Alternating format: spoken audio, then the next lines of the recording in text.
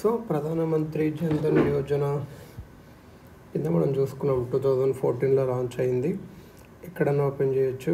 Basic savings bank deposit account. ఇది 10 years కన్నా ఎక్కువ ఉంటే సరిపోద్ది. 0 బ్యాలెన్స్, పెనాల్టీ ఏమి ఉండదు. చెక్ బుక్ ఎప్పుడు ఇస్తారంటే బ్యాలెన్స్ ఉంటేనే చెక్ బుక్ ఇస్తారు. Maximum number of money withdrawals limit లేదు. Overdraft up to 10K చేయొచ్చు. ఒరిజినల్గా 5K ఉండే. Balance history of minimum 6 months బట్టి 10K వరకు ఇస్తారు. Overdraft given on only 1 account holder in household. ఒకరికే ఇస్తారు ఓవర్ డ్రాఫ్ట్ ఫ్యామిలీలో. మనీ ఇంట్రెస్ట్తో 3 years లోపు రిటర్న్ చేయాలి. బ్యాంక్స్ ఇంట్రెస్ట్ రేటు డిసైడ్ చేయొచ్చు.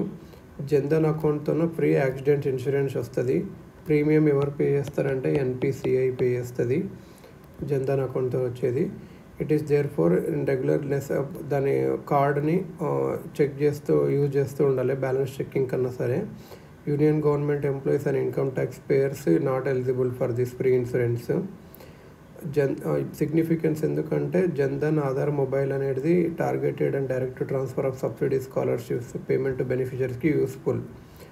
PMJDY accounts used as monthly మ్యూల్స్ during monetization. అది అంటే డిమానిటైజేషన్ అప్పుడు కొందరు వాడారు దీనిలో ఈ అకౌంట్స్ని. కరోనా టైంలో PM గరీబ్ కళ్యాణ్ యోజన కింద 500 ఇచ్చారు.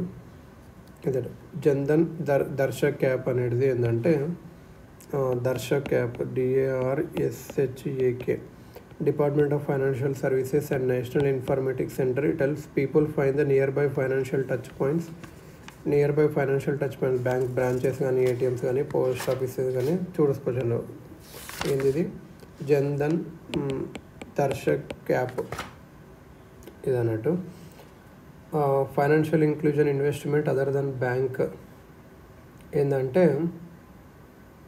ఇంకా ఎక్కువ రిటర్న్స్ కావాలి అంటే గవర్నమెంట్ సేవింగ్స్ బ్యాంక్ యాక్ట్ ఉంటుంది. పోస్ట్ ఆఫీస్ స్కీమ్స్ ఉంటుంది. Monthly 5 year savings time deposit. ఇలా government savings bank act.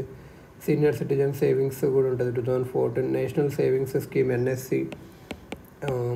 Kisan Vikas Patra 1988 to 11 2014. Public provident fund PPN. Sukanya Samriddhi Yojana 2015. ఇలా ఇండివిజువల్ ఎలిజిబిలిటీ ఉంటుంది దీనికి. అప్పర్లో అని ఇవన్నీ పని ఎక్కడవుతాయి అంటే నేషనల్ స్మాల్ సేవింగ్స్ ఫండ్.